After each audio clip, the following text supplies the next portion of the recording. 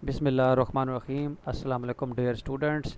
Today my lecture is on inverse of a matrix by row or column operations.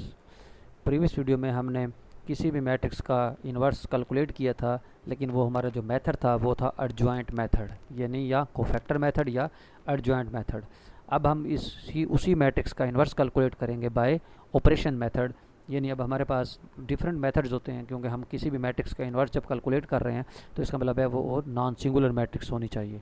तो non singular matrix अगर वो है तो इसका मतलब है पिछले एचिलॉन फॉर्म वाले या रैंक वाले मेथड में मैंने बताया था कि हम एचिलॉन फॉर्म को कैसे कन्वर्ट करते हैं, और मैंने साथ ये भी बताया था कि कोई भी मैट्रिक्स जो है अगर वो नॉन ज़ीरो मैट्रिक्स है, नॉन सिंगुलर मैट्रिक्स है, तो वो मैट्रिक्स हमेशा इक्वलेंट होगी आइडेंटिटी मैट्रिक्स के। यानी किसी भी मैट्रिक्स को अगर आपने चेक करना है कि ये नॉन सिंगुलर है या सिंगुलर है, तो आप उस मैट्रिक्स के ऊपर रो ऑपरेशन अप्लाई करेंगे और वो जो मैट्रिक्स है वो कन्वर्ट हो जाएगी, यानी इक्वलेंट हो जाएगी आइडेंटिटी मैट्रिक्स के। अगर कोई भी मैट्रिक्स जो है अगर वो इक्वलेंट आइडेंटिटी बनती है तो इसका मतलब ये हो गया कि वो मैट्रिक्स नॉन सिंगुलर है, तो उस मैट्रिक्स का हम इन्वर्स कैलकुलेट कर सकते हैं।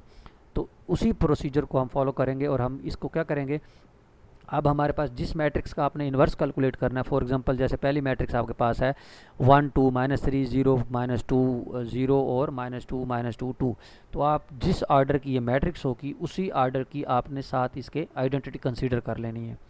यानी जिस मैट्रिक्स की जिस आर्डर की वो मैट्रिक्स होगी उसी आर्डर की आपने एक आइडेंटिटी कंसीडर करनी है। तो आपने रो ऑपरेशन अप्लाई करने हैं, उस मैट्रिक्स को आइडेंटिटी बनाना है, क्योंकि अभी मैंने बताया है कि जो मैट्रिक्स नॉन सिंगुलर होगी वो आइडेंटिटी के इक्वलेंट होगी। तो आपने ऑपरेशंस अप्लाई करके इस ए के ऊपर ऑपरेशन अप्लाई करने हैं, तो ये इसको आइडेंटिटी बनाना है, ठीक है। और जो ऑपरेशन आप इसके ऊपर अप्लाई करेंगे तो साथ साथ वही ऑपरेशन आपने इस आइडेंटिटी के ऊपर भी अप्लाई कर देने हैं। तो जब ये मैट्रिक्स आइडेंटिटी बन जाएगी तो जो ये मैट्रिक्स साथ बनेगी दूसरी, तो वो आपके पास उस मैट्रिक्स का क्या होगा, इन्वर्स होगा। तो ये इसका प्रोसीजर है, ये आपने याद रखना है कि आपने रो ऑपरेशन से या कॉलम ऑपरेशन से किसी भी मैट्रिक्स को जब आपने इन्वर्स उसका कैलकुलेट करना है तो आपने क्या करना है, उसी आर्डर की एक आइडेंटिटी कंसीडर करनी है। तो ए मैट्रिक्स के साथ उसकी एंट्रीज भी लिख लेनी है डबल कॉलन लगा के, ताकि डिफरेंस पता लग जाए कि ये ए के एलिमेंट्स हैं, ये आइडेंटिटी के एलिमेंट्स हैं। तो आपने ए मैट्रिक्स के ऊपर रो ऑपरेशन अप्लाई करने हैं और उसको आइडेंटिटी बनाना है। तो वही रो ऑपरेशन जो इसके ऊपर अप्लाई करेंगे ए के ऊपर, वही ऑपरेशन साथ साथ हमने आइडेंटिटी के ऊपर भी अप्लाई कर देने हैं। तो जब ए आपके पास आइडेंटिटी बन जाए तो जो हमने आइडेंटिटी ली थी वो क्या कहलाएगी, उसका इन्वर्स कहलाएगी, जो ऑपरेशन लगने के बाद हासिल होगी। तो आपने देखें ए लिया, साथ आइडेंटिटी ले ली। अब इसको आइडेंटिटी बनाना है तो इसका मतलब है आपने 1 के नीचे 0 करना है, 0 के बाद 1 करना है, 1 के नीचे 0, 0 के बाद 1, फिर 1 के ऊपर भी 0। यानी आइडेंटिटी में तो यही होता है ना। तो 1 के नीचे तो ऑलरेडी एक एलिमेंट 0 है, सिर्फ एक -2 है जिसको आपने 0 करना है। तो आप पहली रो को 2 से ज़रब दें और तीसरी रो में जमा कर दें, तो -2 + 2 0 हो जाएगा, और फिर 2 2 4 4 -2 2 हो जाएगा, और फिर 2 -3 6 6 -6 + 2 -4 हो जाएगा। और यही ऑपरेशन जो है आपने आइडेंटिटी के ऊपर अप्लाई करने हैं कि पहली रो को आपने 2 से ज़रब देना है और तीसरी रो में जमा करना है। तो ये 2 1 2 और 2 + 0 मतलब 2 हासिल हो जाएगा, और फिर उसके बाद 0 + 0 0 हो जाएगा, और फिर 0 को 2 ज़रब 0 और 0 + 1 1 आ जाएगा।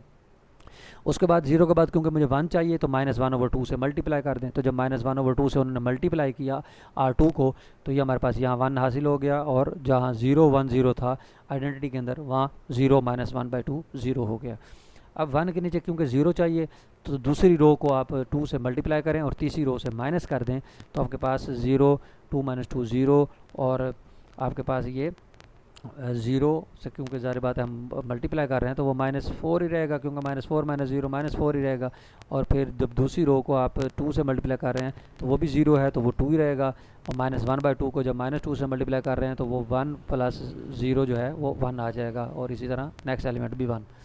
अब 1 के नीचे क्योंकि ऑलरेडी हमारे पास 0 हम बना चुके हैं, 1 के नीचे 0 बना चुके हैं, अब 0 के बाद आपने 1 बनाना है। तो क्योंकि -4 है तो आप -1/4 से मल्टीप्लाई कर दें। जो -4 से तीसरी रो को मल्टीप्लाई करेंगे तो देखें ये 1 के नीचे 0, 0 के बाद 1, 1 के नीचे 0, 0 के बाद 1 कंप्लीट हो गया।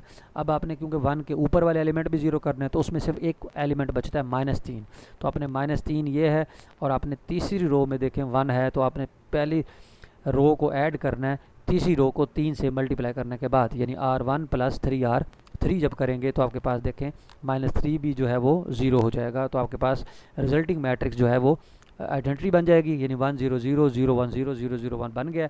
इसका मतलब है वो जो मैट्रिक्स है वो नॉन सिंगुलर है, क्योंकि वो मैट्रिक्स जो है वो इक्वलेंट होगी आइडेंटिटी मैट्रिक्स के। तो जब मैट्रिक्स इक्वलेंट हो गई आइडेंटिटी मैट्रिक्स के, तो जो हमने आइडेंटिटी ली थी वो जो ऑपरेशंस के बाद जो मैट्रिक्स हासिल हुई है वो उसका इन्वर्स बन गई। तो इसका मतलब है ए इन्वर्स क्या बना, -1/2 1/4 -3/4 0 -1/2 0 -1/2 -1/4 और -1/4। तो किसी भी मैट्रिक्स का जो है किसी भी मैट्रिक्स में जो है हमने उसका इन्वर्स जो कैलकुलेट करना है तो उसका प्रोसीजर आपने ये फॉलो करना है, यानी उसको आइडेंटिटी बनाना है और आइडेंटिटी मैट्रिक्स जो है वो उसका इन्वर्स कहलाएगी ऑपरेशंस लगाने के बाद। इसी तरह जब हम इसके ऊपर अब कॉलम ऑपरेशन अप्लाई करें तो आपने क्या करना है, मैट्रिक्स लेनी है और उसके नीचे वाली साइड पर, यानी उसमें तो हमने रो ऑपरेशन में साथ ही लिख दिया था ना, तो इसमें क्योंकि हमने कॉलम ऑपरेशन लगाना है तो हम उसके नीचे लिख देंगे, यानी कॉलम्स, यानी उसके यानी क्योंकि कॉलम मैट्रिक्स बना देंगे ना, तो हम उसमें ज़ाहिर बात है ये 1 0 0 0 1 0 0 0 1 यानी कॉलम फॉर्म में हमने नीचे उसको लिख दिया। तो अब इस पर जब कॉलम लगाएंगे, क्योंकि हमने देखें आपके पास 1 तो ऑलरेडी है, आपने 2 को करना है, तो आप पहले कॉलम को 2 से ज़रब देंगे और दूसरे कॉलम से माइनस कर देंगे, तो 1 के बाद 0, यानी अभी रो ऑपरेशन रो वाइज नहीं करना आपने, अब आपने कॉलम वाइज ऑपरेट करना है। तो ज़ाहिर बात है आपने 1 के बाद 0 करना है, तो हमने वो 0 कर दिया और फिर वो -3 है तीसरे कॉलम में, तो आप पहले कॉलम को 3 से ज़रब देंगे और तीसरे कॉलम में ऐड कर देंगे, वही काम हो जाएगा। फिर उसके बाद देखें 0 के बाद -2 है दूसरी रो में, तो आपने फिर दूसरे कॉलम को -1/2 से मल्टीप्लाई कर दिया, तो वही ऑपरेशन आपने आइडेंटिटी के साथ भी करना है। और फिर उसके बाद देखें क्योंकि -1/2 आ गया, ठीक है, अब -1/2 का मतलब है कि आप उसको 2 से ज़ाहिर बात है मल्टीप्लाई करेंगे, क्योंकि ये देखें मतलब इस पोजीशन में देखें कि 0 के बाद 1 आ गया ना, तो -1/2 से मल्टीप्लाई करने के बाद 1 आ गया। अब 1 के नीचे -1 है, तो इसका मतलब है आपने उनको ऐड कर देना है। तो आपके पास ये -1/4 कॉलम 3 हो गया, यानी कॉलम 3 में क्योंकि 4 था इसलिए हमने -4 को भी ख़त्म करना था। ये देखें -4 तीसरे कॉलम में है तो उसको 1 बनाना है, तो हमने वो उसको बना लिया -1/4 करके। अब उसके बाद जो बाकी एलिमेंट्स हैं इनको आपने ख़त्म करना है, यानी उसको बाद उनको 0 करना है, क्योंकि आइडेंटिटी बनानी है। तो वही उसी तरीके से ऑपरेशन इसको करते जाएं, तो आपके पास ये एलिमेंट्स उसी तरीके से आइडेंटिटी, जब ऊपर वाली मैट्रिक्स आइडेंटिटी बन जाएगी, जो नीचे वाली मैट्रिक्स है वो उसका इन्वर्स कहलाएगी। तो ये मेथड आपने ज़हन में रखना है, रो ऑपरेशन मेथड से करना है सवाल को, यानी आपने किसी भी मैट्रिक्स का जब इन्वर्स कैलकुलेट करना है, अगर वो कहेंगे कि रो ऑपरेशन से करना है तो ये ज़रूरी नहीं है कि कॉलम ऑपरेशन से करना है, आप उसको सिर्फ रो ऑपरेशन से भी कर सकते हैं।